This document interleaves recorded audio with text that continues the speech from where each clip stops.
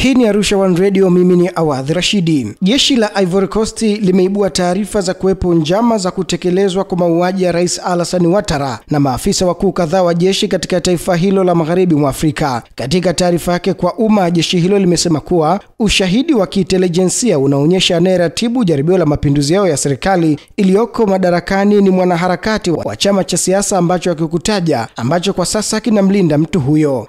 Ivory Coast ni miongoni mwa mataifa magharibi mwa Afrika yanayoteswa na mpasuko ndani ya majeshi yake, jambo ambalo linasababisha mtikisiko wa kiusalama. Kwa mujibu wa msemaji wa jeshi la nchi hiyo, Babour Goho, mapinduzi hayo yamepangwa kufanyika kati ya Disemba 12 na 17 mwaka huu. Kwa wiki kadhaa sasa, maafisa, askari wadogo na wanajeshi kutoka vikosi vya ulinzi na usalama wamekuwa wakivutwa na raia pamoja na wanajeshi kwa nia kuwashawishi washiriki katika mapinduzi ya kijeshi, alisema Goho. Na kwingineko, aliyekuwa Rais wa Jamhuri ya Kidemokrasia ya Kongo Joseph Laurent Desire Kabila sasa anakabiliwa na hatari ya kufikishwa mahakamani baada ya seneti ya nchi hiyo kupitisha azimio la kumuondolea kinga kushtakiwa. Katika kikao kilichofanyika Alhamisi ya Mei 22 mwaka 2025, jumla maseneta 88 walipiga kura kumuondolea kinga hiyo, huku 5 wakipinga na kura 3 zikibatilishwa. Hatua hiyo inamfungulia njia Kabila kufunguliwa mashtaka yakiwemo ya uhaini, uhalifu wa kivita na madai ya kuunga mkono waasi wa M23 walioteka maeneo ya mashariki mwa Kongo. Kabila, ambaye ni seneta kwa mujibu wa katiba ya Kongo baada ya kuondoka madarakani mwaka 2019, hakufika mbele ya seneti kujitetea kabla kufanyika kwa kikao hicho. Inaripotiwa kwamba aliondoka nchini humo tangu mwaka 2023, jambo lililozua maswali kuhusu mahali alipo na sababu za kutohudhuria vikao vya bunge. Mashtaka dhidi yake yanamhusisha moja kwa moja na uasi wa kundi la M23 ambalo linatuhumiwa kutekeleza ukatili mkubwa ikiwemo mauaji, ubakaji na utekaji wa raia katika maeneo ya Kivu Kaskazini. Serikali ya Rais Felix Tshisekedi imekuwa ikilaumu mara kwa mara viongozi wa zamani kwa kile inachokitaja kuwa ni chanzo cha migogoro wa muda mrefu mashariki mwa Kongo. Na Waziri Mkuu wa Israel Benjamin Netanyahu amesema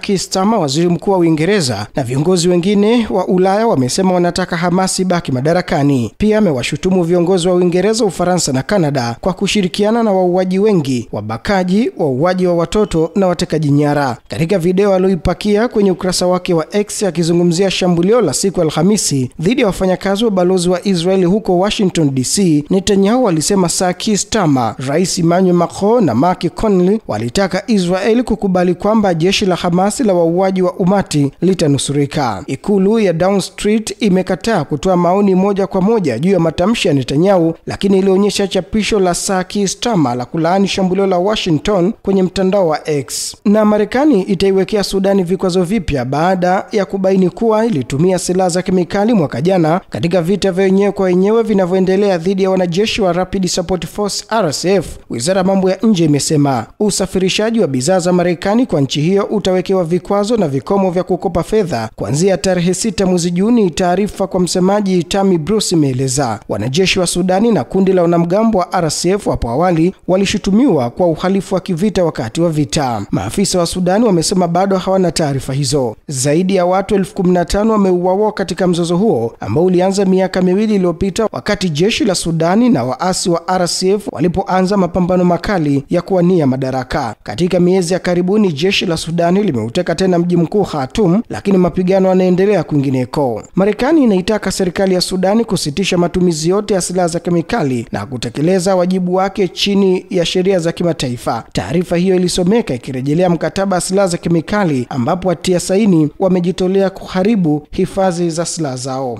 Na mwanaharakati wa Uganda Agathe Atuhaire amepatikana akiwa ametupwa karibu na mpaka wa Mutukula wa Uganda. Familia yake na marafiki zake wamethibitisha. Mwanaharakati Agathe Atuhaire wa Uganda alizuiliwa nchini Tanzania pamoja na mwanaharakati wa Kenya Boniface Mwangi mapema wiki hii. Mapema ndani ya juma hili, Rais wa Tanzania Daktari Samia Suluhu Hassan alitoa onyo kali kwa wanaharakati kutoka nchi jirani kuacha kuingilia masuala ndani ya Tanzania, akisisitiza kuwa taifa la Tanzania haliwezi kuwa shamba la bibi ambapo kila mtu anaingia na kufanya apendavyo. Na kiongozi wa harakati ya mukawama ya Ansarullah nchini Yemen ameyasuta mataifa ya Kiislamu kwa kukaa kimya na kutochukua hatua za kukabiliana na ukatili wa Israel kwenye ukanda wa Gaza. Akitoa hotuba kwa njia ya televisheni kutoka mji mkuu wa Yemen, Sanaa, Abdul Malik Al-Houthi amesema kuwa kitendo cha mataifa ya Kiislamu kutochukua hatua za maana kumeupandisha kiburi utawala wa Kizayuni na kupelekea ufanye jinai na uhalifu mbaya zaidi. Kimya cha umma wa Kiislamu kimempa adui Israel kiburi cha kuendeleza uhalifu zaidi na kuzusha migogoro zaidi. Houthi amesema umma wa Kiislamu una jukumu zito mno la kuwasaidia wananchi wa Palestina ambao wanavumilia dhuluma mbaya na isiyo na kifani kutoka kwa adui. Aidha amesema kukwepa jukumu hilo kuna matokeo ya hatari sana, kwa sababu jukumu hilo ni kutoka kwa Mwenyezi Mungu. Kiongozi huyo wa mukawama wa Ansarullah amesema kuwa Waislamu wanaweza kuwasaidia Wapalestina kwa kiwango kikubwa, akionya kwamba kutojali kwao kutaleta hali ya hatari zaidi. Amesema ukubwa wa jinai za utawala wa Kizayuni mwafanya hata Wazayuni kuandamana. Mmoja wa Wazayuni ameandika kuwa hakuwahi kuamini kwamba jinai kama hizo zingewahi kutokea. Hakuwahi kufikiri kwamba inawezekana kutokea mauaji ya watu 100 katika usiku mmoja kwenye ukanda wa Gaza, lakini hivi sasa hilo ni jambo la kawaida kwa Israel.